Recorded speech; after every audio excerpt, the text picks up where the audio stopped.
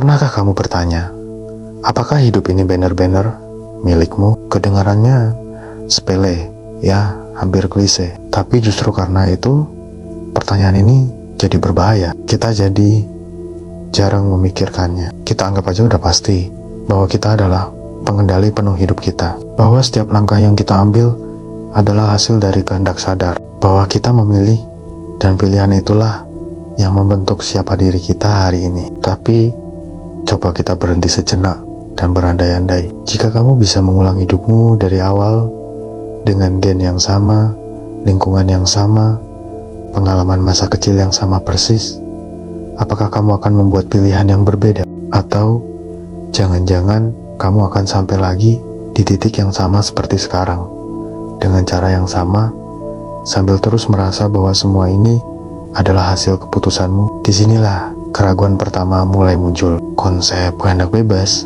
atau free will adalah salah satu pilar peradaban kita. Sistem hukum, moralitas, bahkan agama, semuanya berdiri di atas asumsi bahwa kita bertanggung jawab atas tindakan kita. Kita menghukum penjahat karena kita percaya mereka punya pilihan untuk tidak berbuat jahat. Kita memuji pahlawan karena kita yakin mereka memilih untuk berbuat baik. Tapi, apa benar sesederhana itu? Para ilmuwan saraf mulai menemukan hal-hal yang mengejutkan. Dalam sebuah eksperimen klasik, partisipan diminta untuk menekan tombol kapanpun mereka mau, sambil aktivitas otak mereka dipindai. Hasilnya, aktivitas otak yang menandakan keputusan untuk menekan tombol sudah muncul beberapa detik sebelum partisipan secara sadar merasa ingin menekan tombol itu. Jadi, apakah kita yang memutuskan atau otak kita sudah memutuskan lebih dulu? Lalu kita hanya merasa seolah-olah kita yang memutuskan. Ini membawa kita pada gagasan determinisme, pandangan bahwa segala sesuatu yang terjadi di alam semesta, termasuk setiap pikiran dan tindakan manusia, adalah hasil tak terhindarkan dari sebab akibat sebelumnya. Jika kita bisa tahu posisi setiap partikel di alam semesta saat Big Bang, secara teori kita bisa memprediksi skalanya, termasuk sarapanmu pagi ini dan video apa yang akan kamu tonton setelah ini. Dalam pandangan ini, kehendak bebas hanyalah ilusi yang diciptakan oleh otak kita yang kompleks. Tentu saja ini terdengar menakutkan. Jika tidak ada kehendak bebas, apa gunanya semua usaha kita?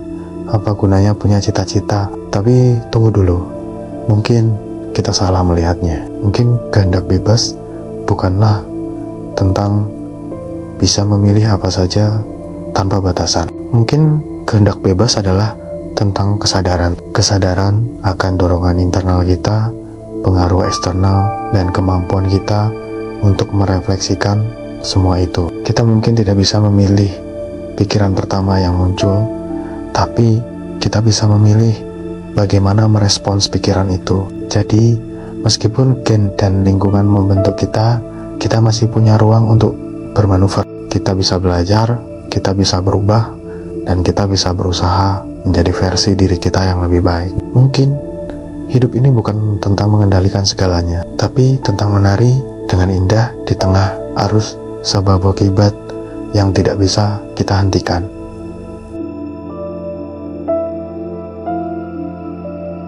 Dalam sains, alam semesta tidak memiliki niat. Ia tidak peduli.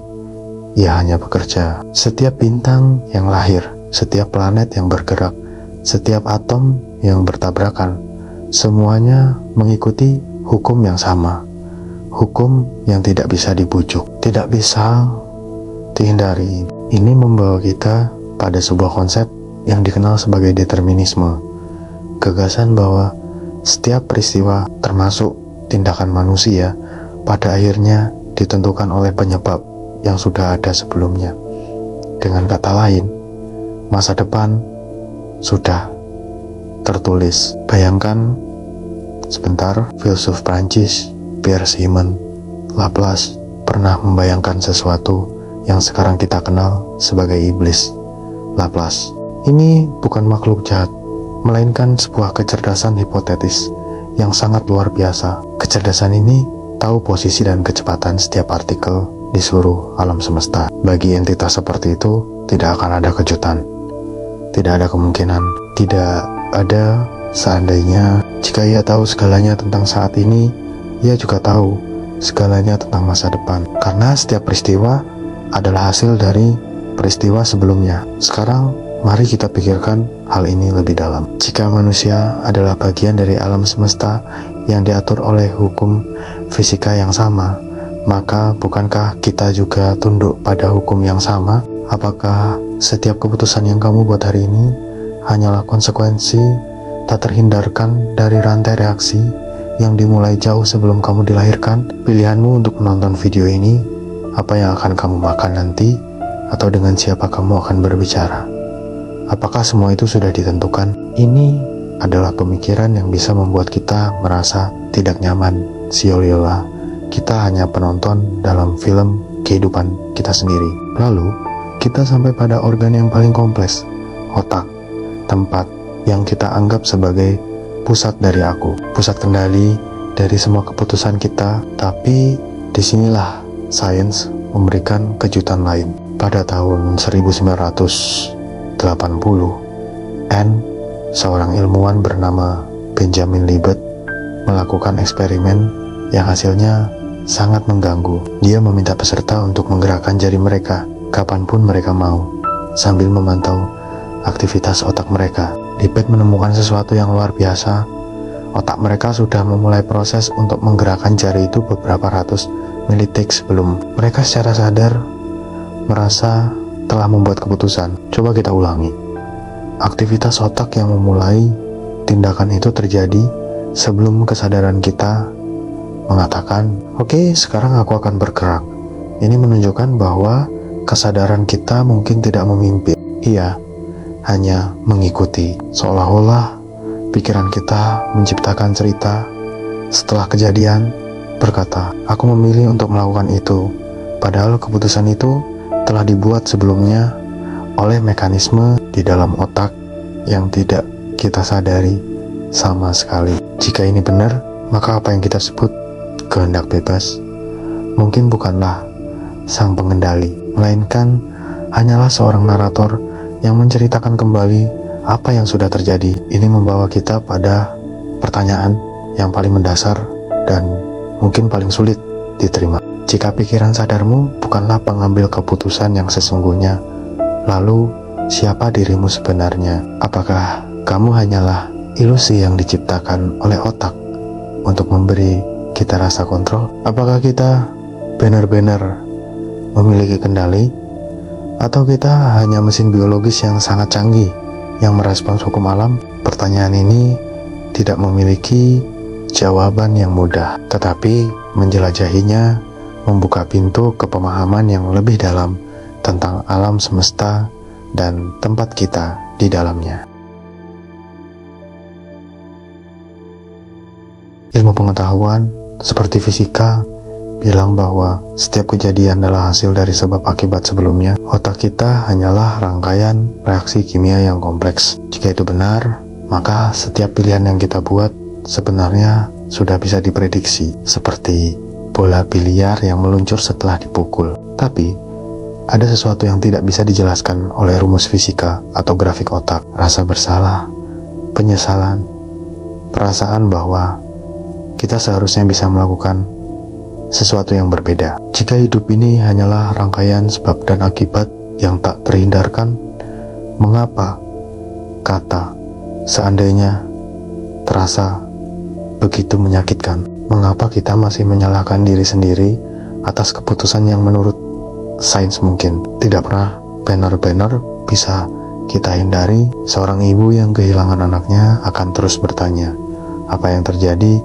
jika aku berangkat lebih cepat? Seseorang yang melewatkan kesempatan besar akan bertanya, bagaimana jika aku berkata ya hari itu? Pertanyaan-pertanyaan ini mungkin tidak logis, tapi justru inilah yang membuat kita manusia. Sains tidak punya jawaban untuk rasa sakit semacam ini. Filsuf Jean-Paul Sartre pernah berkata bahwa manusia tidak dilahirkan dengan makna. Makna bukanlah sesuatu yang kita temukan, melainkan sesuatu yang kita ciptakan. Namun, Kebebasan untuk menciptakan makna ini bukanlah hadiah. Ia adalah beban. Karena jika hidupmu sepenuhnya ditentukan, kamu bisa menyalahkan takdir. Kamu bisa berkata, aku tidak punya pilihan.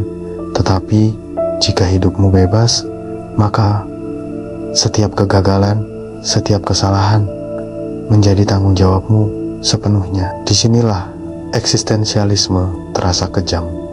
Ia tidak menawarkan penghiburan. Ia hanya berkata, kamu harus memilih dan kamu harus menanggung konsekuensinya. Mungkin inilah alasan mengapa kebebasan terasa begitu menakutkan. Di sisi lain, ada momen-momen yang terasa terlalu tepat untuk disebut kebetulan. Seseorang ketinggalan bus, lalu bertemu dengan orang yang kelak menjadi pasangan hidupnya di halte berikutnya. Seseorang memilih jalan yang berbeda dari biasanya dan selamat dari sebuah tragedi. Secara statistik, semua ini bisa dijelaskan probabilitas kebetulan belaka. Tapi hati manusia tidak bekerja dengan statistik. Kita cenderung menyusun cerita. Kita menghubungkan titik-titik yang tampaknya acak, dan dari sanalah muncul perasaan kuat bahwa ini memang seharusnya terjadi. Psikologi menyebut fenomena ini sebagai retrospective meaning making, atau menciptakan makna setelah kejadian berlalu. Namun, memberi nama ilmiah tidak lantas membuat perasaan itu hilang begitu saja. Mungkin takdir bukanlah sebuah fakta objektif yang ada di luar sana. Mungkin takdir adalah sebuah bahasa yang digunakan manusia untuk berbicara tentang hal-hal yang tidak bisa mereka kendalikan sepenuhnya. Takdir memberi bentuk pada penderitaan. Ia membuat rasa sakit terasa tidak sia-sia. Ia memberi ilusi arah di tengah kekacauan hidup. Dan mungkin kita sangat membutuhkannya. Bukan karena takdir itu nyata, tetapi karena manusia tidak diciptakan untuk hidup tanpa makna. Coba kita pikirkan lagi, jika hidup kita sepenuhnya ditentukan, mengapa kita masih punya harapan? Dan jika kita benar-benar bebas, mengapa kita seringkali begitu takut untuk membuat keputusan? Mungkin jawabannya ada di antara keduanya. Mungkin takdir bukanlah rantai yang mengikat kita, dan bukan pula peta yang menunjukkan jalan. Mungkin takdir adalah sebuah cerita yang baru, terasa masuk akal saat kita menoleh ke belakang dan melihat semua jejak yang telah kita tinggalkan. Jadi pertanyaannya bukan lagi apakah takdir itu nyata atau tidak. Pertanyaan yang lebih penting adalah, jika hidupmu adalah sebuah kisah dan kamu tidak pernah tahu bagaimana akhirnya, bagian mana dari kisah itu yang akan tetap kamu jalani dengan sepenuh hati. Terima kasih sudah menonton. Jangan lupa untuk subscribe dan bagikan pemikiranmu di kolom komentar. Sampai jumpa di video berikutnya.